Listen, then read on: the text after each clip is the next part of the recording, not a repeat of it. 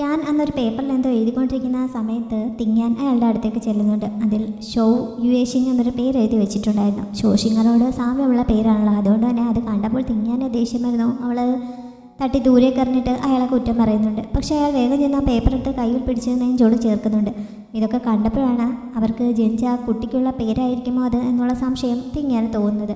പിന്നെ ഷിങ്ങർ പറഞ്ഞ കാര്യങ്ങൾ വെച്ച് നോക്കിയപ്പോൾ അതുമായി കണക്ട് ചെയ്തുള്ള ഒരു പേരാണതെന്നും തൻ്റെ മകൾക്ക് ഞാൻ കണ്ടെത്തിയ പേരാണ് അത് നമുക്ക് തിങ്ങാനും മനസ്സിലാവുന്നുണ്ട്. അങ്ങനെ ഷിങ്ങറോട് അവൻ ആത്മാർത്ഥമായി ഇഷ്ടമുണ്ട് എന്ന് അവൾക്ക് മനസ്സിലാവുന്നു. അവൾ അപ്പോൾ തന്നെ സിമാജിയാവോയുടെ അടുത്തെത്തി ഈ വിവരം അറിയിക്കുന്നു.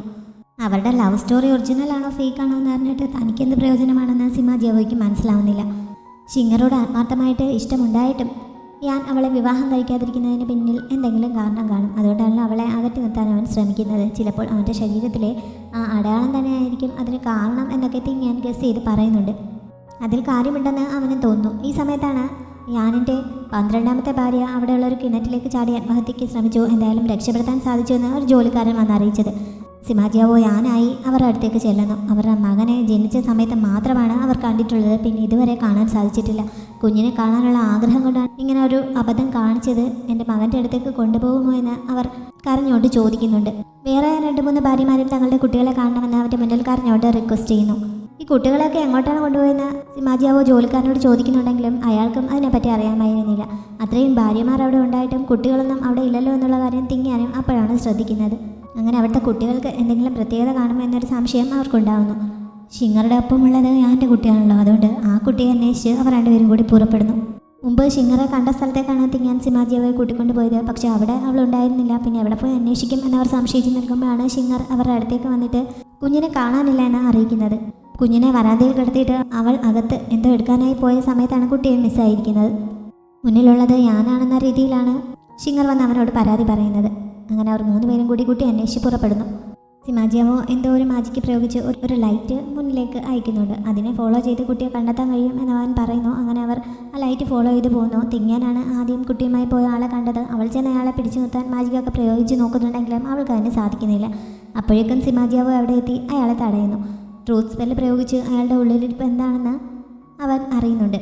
ശരിക്കും യാനിൻ്റെ അച്ഛൻ തന്നെയാണ് യാനിന് വീടിന് പുറത്ത് എവിടെയെങ്കിലും കുട്ടികളുണ്ടെങ്കിൽ അവരെ കണ്ടെത്തി വീട്ടിലേക്ക് കൊണ്ടുവരാൻ അയാളോട് പറഞ്ഞത്. അയാളുടെ നിർദ്ദേശപ്രകാരമാണ് ഷിങ്ങറെ വാച്ച് ചെയ്ത് ഈ കുട്ടി യാനിൻ്റേതാണെന്ന് മനസ്സിലാക്കി ജോലിക്കാരൻ കുട്ടിയെ തട്ടിക്കൊണ്ട് പോയത്. യാനിൻ്റെ അച്ഛൻ അടുത്തുള്ള ഏതോ സിറ്റിയിലേക്ക് പോയിരിക്കുകയാണ് എന്ന് മാത്രമേ അയാൾക്ക് അറിയാമായിരുന്നുള്ളൂ. ആവശ്യമുള്ളതൊക്കെ അറിഞ്ഞു കഴിഞ്ഞപ്പോൾ സിമാജിയാവോ അയാളെ നശിപ്പിക്കുന്നു. അത് കഴിഞ്ഞ് കുട്ടിയെ പരിശോധിച്ചപ്പോഴാണ് കുട്ടിയുടെ ശരീരത്തിലും യാൻ്റെ ശരീരത്തിൽ ഉള്ളതുപോലെ ഒരു അടയാളമുണ്ട് എന്ന് അവർക്ക് കണ്ടെത്താൻ കഴിയുന്നു. യാൻ്റെ അച്ഛൻ അവനെ നിർബന്ധിച്ച് ധാരാളം വിവാഹം കഴിപ്പിച്ച് കുട്ടികളുണ്ടാവാൻ വേണ്ടി നിർബന്ധിച്ചുകൊണ്ടിരിക്കുകയായിരുന്നല്ലോ.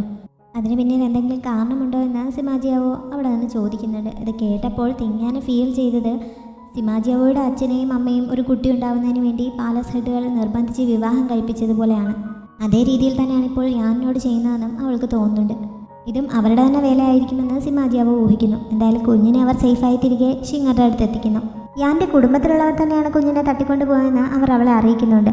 മുമ്പ് ബർത്ത് മാർക്കിനെ കുറിച്ച് ചോദിച്ചപ്പോൾ അതിനെപ്പറ്റി തനിക്കൊന്നും അറിയില്ല എന്നായിരുന്നല്ലോ ഷിങ്ങർ പറഞ്ഞത്. കുഞ്ഞിനും അതേ അടയാളമുള്ള കാര്യം എന്താണ് മറച്ചു വെച്ചതെന്ന് തിങ്ങാൻ അവളോട് ചോദിക്കുന്നുണ്ട്.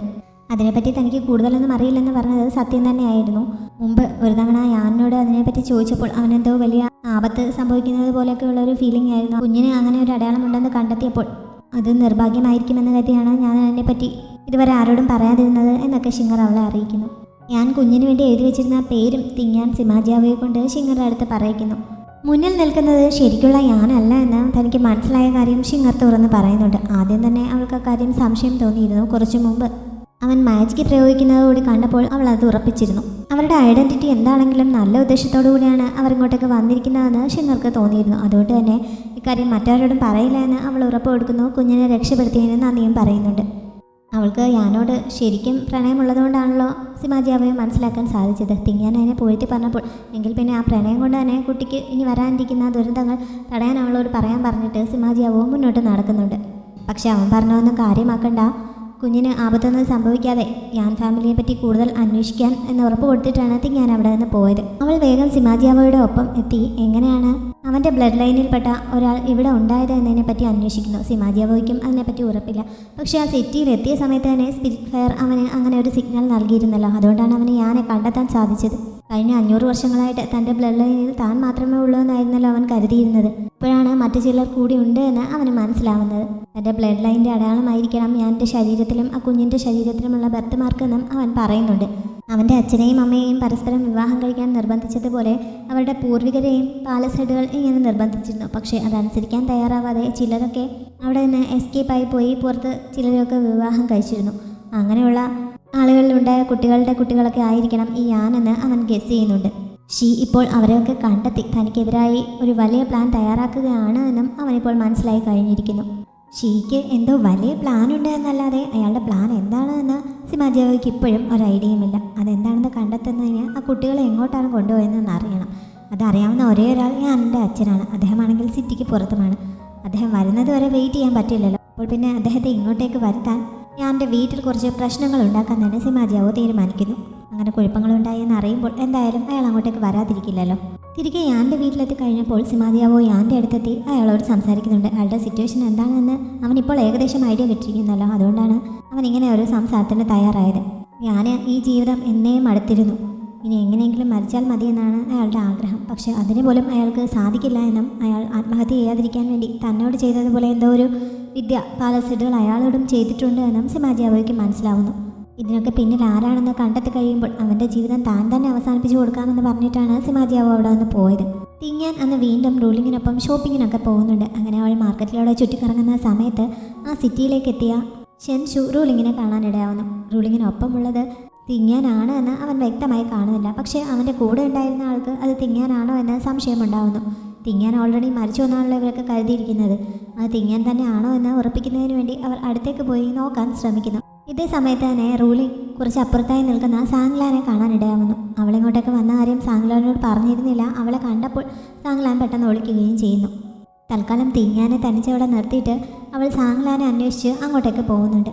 ഭാഗ്യത്തിന് ഈ സമയത്ത് തിങ്ങാൻ ഷെൻഷുവിനെ കാണാനിടയാവുന്നു. അങ്ങനെ അവളും അവിടെ നിന്ന് എസ്കേപ്പ് ആവുന്നുണ്ട്. അതുകൊണ്ട് തന്നെ ഷെൻഷുവിന് ഇപ്പോൾ അവളെ കാണാനോ പിടികൂടാനോ ഒന്നും സാധിക്കുന്നില്ല. റൂളിംഗ് തന്നെ ഫോളോ ചെയ്യുന്നുണ്ടെന്നറിഞ്ഞ് സാങ്ലാൻ രക്ഷപ്പെടാൻ ശ്രമിക്കുന്നുണ്ടെങ്കിലും റൂളിംഗ് അവളെ കണ്ടെത്തുന്നു. നേരത്തെ നിഞ്ചുവിൻ്റെ ലൊക്കേഷൻ കണ്ടെത്തുന്നതിന് വേണ്ടി റൂളിംഗ് ഉപയോഗിച്ചതുപോലെയുള്ള ലൊക്കേഷൻ ട്രാക്കർ മാജിക് ഉപയോഗിച്ചാണ് സാങ്ലാനും റൂളിങ്ങിൻ്റെ സ്ഥലം കണ്ടെത്തിയത്. തിങ്ങാൻ മരിച്ചു എന്നാണല്ലോ സാങ്ലാനും കരുതിയിരിക്കുന്നത്. തിങ്ങാൻ ജീവനോടെ ഉണ്ടെന്ന് പറഞ്ഞിട്ട് റൂളിംഗ് തന്നോട് അതിനെക്കുറിച്ച് പറയാതിരുന്നതിന് സാങ്ലാൻ പരാതി പറയുന്നു. തിങ്ങാനും ഒന്നും ചെയ്യരുത്, അല്ലാതെ തന്നെ നമ്മുടെ പ്രശ്നത്തിന് പരിഹാരം കാണാൻ ഞാൻ ശ്രമിച്ചുകൊണ്ടിരിക്കുകയാണ് എന്ന് റൂളിംഗ് പറയുന്നുണ്ടെങ്കിലും സാങ്ലാൻ അത് ഉൾക്കൊള്ളാൻ തയ്യാറാവുന്നില്ല. തൻ്റേതായ രീതിയിലൂടെ മുന്നോട്ട് പോകുമെന്ന് പറഞ്ഞ് അവൾ അവിടെ നിന്ന് പോകാൻ തുടങ്ങിയപ്പോൾ റൂളിംഗ് അവളെ ബന്ധിക്കുന്നു. അവളെ തൽക്കാലം തടവിലാക്കുന്നതിന് വേണ്ടി അവളെയും കൊണ്ട് അവിടെ നിന്ന് പോവുകയും ചെയ്യുന്നുണ്ട്. തിങ്ങാൻ ഷെൻഷുവിൻ്റെ കണ്ണിൽ പെടാതെ മുന്നോട്ട് പോയെങ്കിലും അവൻ അവളെ ഫോളോ ചെയ്യുന്നുണ്ടായിരുന്നു. അങ്ങനെ അവൻ്റെ കയ്യിൽ നിന്ന് രക്ഷപ്പെടുന്നതിന് വേണ്ടി അവൾ മുന്നിൽ കണ്ടൊരു ബിൽഡിങ്ങിലേക്ക് കയറുന്നു. അവിടെ വെച്ച് അവളുടെ രൂപം മിർനായുടേതായി മാറുന്നുണ്ട്. അങ്ങനെ ഷെൻഷുവിന് അവളെ മിസ്സാവുന്നു. ഈ സമയത്ത് എങ്ങനെയാണ് ഈ രൂപത്തിലേക്ക് മാറിയെന്ന് തിങ്ങാൻ ആദ്യം മനസ്സിലാവുന്നില്ല. പിന്നീട് സിമാജിയാവോ അവിടെ എവിടെയെങ്കിലും കാണുമെന്ന് അവൾ ഊഹിക്കുന്നുണ്ട്. അവൾ ഊഹിച്ചതുപോലെ സിമാജിയാവോ തന്നെയായിരുന്നു അവളുടെ രൂപം മാറ്റിയത്. തിരികെ വീട്ടിലെത്തി അവൾ അതിനെപ്പറ്റി അവനോട് ചോദിക്കുന്നുണ്ട്. അവൻ അവളെ തിരികെ മനുഷ്യരൂപത്തിലാക്കിയിട്ട് അവൻ തന്നെയാണ് നേരത്തെ അങ്ങനെ ചെയ്തതെന്ന് പറയുന്നുണ്ട്. ആരോ അവളുടെ ലൊക്കേഷൻ ലീക്ക് ചെയ്തിട്ടുണ്ട് എന്ന് അവന് സംശയമാവുന്നു. അവന് സംശയം റൂളിങ്ങിനെയാണ്. നേരത്തെ അവൾ ആർക്കൊപ്പം ആയിരുന്നുവെന്ന് അവൻ ചോദിക്കുന്നുണ്ട്. പക്ഷേ അവൻ റൂളിങ്ങിനെ സംശയിച്ചാലോ എന്ന് പേടിച്ച് തിങ്ങാൻ സത്യം പറയാൻ തയ്യാറാവുന്നില്ല. അവൻ ഉടനെ ട്രൂത്ത് സ്പെല്ല് പ്രയോഗിക്കാൻ തുടങ്ങുന്നുണ്ട്. അതോടെ അവൾ സത്യം തുറന്നു പറയുന്നു. പക്ഷേ റൂളിംഗ് തനിക്കെതിരായി അങ്ങനെ ചെയ്യില്ല, അവൾ തന്നെ ചതിക്കില്ല എന്ന് തിങ്ങാൻ ഉറപ്പിച്ച് പറയുന്നുണ്ട്. റൂളിങ്ങിനെ പ്രൊട്ടക്റ്റ് ചെയ്യാൻ വേണ്ടി അവൾ തന്നോട് കള്ളം പറയാൻ തയ്യാറായതല്ലേ, അതിന് പണിഷ്മെൻറ്റായിട്ട് അവൻ അവളുടെ നേർക്ക് ട്രൂത്ത് സ്പെല്ല് പ്രയോഗിക്കുന്നുണ്ട്. ഇനി അവൾക്ക് സത്യമല്ലാതെ ഒന്നും വേറെ ആരോടും പറയാൻ പറ്റില്ല. അത് മാറ്റാൻ അവൾ പറയുന്നുണ്ടെങ്കിലും അവനത് കേൾക്കാത്ത മട്ടിൽ അവിടെ നിന്ന് പോകുന്നു. യാൻ്റെ അച്ഛനെ തിരികെ കൊണ്ടുവരുന്നതിന് വേണ്ടിയുള്ള പണി അടുത്ത ദിവസം തന്നെ സിമാജിയാവോ തുടങ്ങുന്നുണ്ട്. അതിനാദ്യം അവൻ ചെയ്തത് അവിടെ ഉണ്ടായിരുന്ന യാൻ്റെ ഭാര്യമാരെയെല്ലാം ഡിവോഴ്സ് ചെയ്ത് അവരെ സ്വതന്ത്രരാക്കുകയായിരുന്നു. അവർക്കൊക്കെ ഡിവോഴ്സ് ലെറ്റർ നൽകുന്ന സമയത്ത് സിമാജിയാവോയുടെ അടുത്ത് തിങ്ങാനും നിൽപ്പുണ്ട്. ട്രൂത്ത് സ്പെല്ല് പ്രയോഗിച്ചിരിക്കുന്ന കാരണം ആ പെൺകുട്ടികളൊക്കെ അവിടെ നിന്ന് പറയുന്നതിന് തിങ്ങാൻ സത്യസന്ധമായി മറുപടി നൽകി പോകുന്നു. അവർക്ക് ആ മറുപടി ഒന്നും ഇഷ്ടപ്പെടുന്നില്ല. അങ്ങനെ അവരുടെ വായിൽ നിന്ന് അവൾക്ക് ചീത്ത കേൾക്കേണ്ടി വരുന്നുണ്ട്. ആ സ്പെല്ലൊന്ന് മാറ്റിത്തരാൻ അവൾ അവനോട് റിക്വസ്റ്റ് ചെയ്യുന്നുണ്ടെങ്കിലും അവൻ ഇതൊക്കെ തമാശ പോലെ ആസ്വദിച്ച് രസിക്കുകയാണ്. അപ്പോഴാണ് ഒരു ഭാര്യ വന്നിട്ട് അവൾക്ക് അവിടെ തന്നെ നിൽക്കാൻ പറ്റുമോ, ഡിവോഴ്സ് ചെയ്യാൻ താല്പര്യമില്ല എന്ന് പറഞ്ഞത്. പക്ഷേ ഇവിടെ ആരുടെയും ആവശ്യമില്ല എന്ന് പറഞ്ഞ് സിമാജിയാവോ അവളെ ഒഴിവാക്കാൻ നോക്കുന്നു. അപ്പോഴാണ് തിങ്ങാൻ ഇവിടെ ആരെയും ആവശ്യമില്ലെങ്കിൽ പിന്നെ എന്നും രാത്രി നീ എന്തിനാണ് എന്നെ കെട്ടിപ്പിടിച്ചുറങ്ങുന്നതെന്ന് ചോദിച്ചത്. അവളിങ്ങനെ സത്യം വിളിച്ച് പറയുന്ന കാരണം സിമാജിയാവോ തന്നെയാണ് ഇപ്പോൾ നാണം കെടാൻ പോകുന്നത്. അവൾ അങ്ങനെ പറയുന്നത് കേട്ടപ്പോൾ അവൾ കാരണമാണ് ബാക്കിയുള്ള ഭാര്യമാരെയെല്ലാം അവൻ ഒഴിവാക്കുന്നതെന്ന് ആ ഭാര്യ തെറ്റിദ്ധരിക്കുന്നു. അവരുടെ തെറ്റിദ്ധാരണ മാറ്റുന്നതിന് വേണ്ടിയിട്ട് തിങ്ങാൻ ഞാനൊരു നിർണായകമാണ്, അതുകൊണ്ട് എന്നെക്കുറിച്ച് വേറെ ഒന്നും ചിന്തിക്കേണ്ട എന്നൊക്കെ പറഞ്ഞ് ശരിക്കുമുള്ള കാര്യങ്ങൾ തുറന്ന് പറയാൻ തുടങ്ങുന്നു. അതൊക്കെ സിമാജിയവ വളരെ സീക്രട്ടാക്കി വെച്ചിരിക്കുന്നതാണല്ലോ, അതുകൊണ്ട് തന്നെ അവൻ വേഗം മറ്റൊരു സ്പെല്ല് പ്രയോഗിച്ച് അവളുടെ അടപ്പിക്കുന്നുണ്ട്. അവൻ തന്നെ എന്തോ ഒരു എക്സ്ക്യൂസ് പറഞ്ഞ് അവളെ അവിടെ നിന്ന് ഒഴിവാക്കി വിടുന്നു.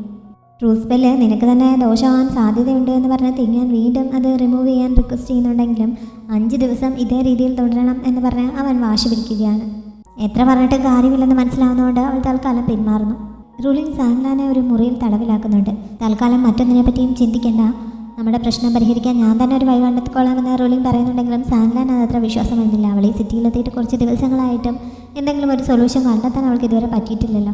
തിങ്ങാൻ്റെ കോർ എടുക്കുന്നത് തന്നെയാണ് ഏറ്റവും നല്ല മാർഗമെന്ന് സാങ്ലാൻ വീണ്ടും പറയുന്നു. പക്ഷേ റൂളിംഗ് അതിനെ സമ്മതിക്കുന്നില്ല. അതല്ലാതെ സിമാജിയാവെ കൊല്ലാൻ എന്തെങ്കിലും വഴിയുണ്ടോ എന്ന് ട്രൈ ചെയ്യാം, എന്തെങ്കിലും വഴി മുന്നിൽ തെളിയുമെന്ന് പറഞ്ഞ് റൂളിംഗ് അവിടെ നിന്ന് പോകുന്നുണ്ട്. അവൾ പുറത്തേക്കിറങ്ങി കുറച്ച് മുന്നോട്ട് ചെന്നപ്പോൾ സിമാജിയാവ അവിടെ നിൽപ്പുണ്ടായിരുന്നു. അവൻ തങ്ങൾ സംസാരിച്ചത് വല്ലതും കേട്ട് കാണുമോ എന്ന് അവൾ പേടിക്കുന്നുണ്ടെങ്കിലും അവനൊന്നും കേട്ടിരുന്നില്ല. അവൻ ട്രൂത്ത് സ്പെല്ല് പ്രയോഗിച്ച് റൂളിംഗ് ആണോ നേരത്തെ തിങ്ങാനെ ഒറ്റിക്കൊടുത്തതെന്ന് അറിയാൻ ശ്രമിക്കുന്നുണ്ട്. പക്ഷേ റൂളിങ്ങിന് അതുമായി യാതൊരു ബന്ധവുമില്ല, തിങ്ങാനെ ചതിക്കാൻ അവൾക്ക് യാതൊരു ഉദ്ദേശവുമില്ല എന്ന് അവന് മനസ്സിലാവുന്നു. അതുകൊണ്ട് തന്നെ അവൻ തൽക്കാലം അവളെ വിട്ടയക്കുന്നുണ്ട്. പക്ഷേ ഭാവിയിൽ എപ്പോഴെങ്കിലും അവൾ എന്തെങ്കിലും ചതി ചെയ്തു എന്ന് അറിഞ്ഞാൽ പിന്നെ അവളെ കൊല്ലാൻ യാതൊരു മടിയും കാണിക്കില്ല എന്ന് വാണിംഗ് കൊടുത്തിട്ടാണ് അവൻ പോയത്.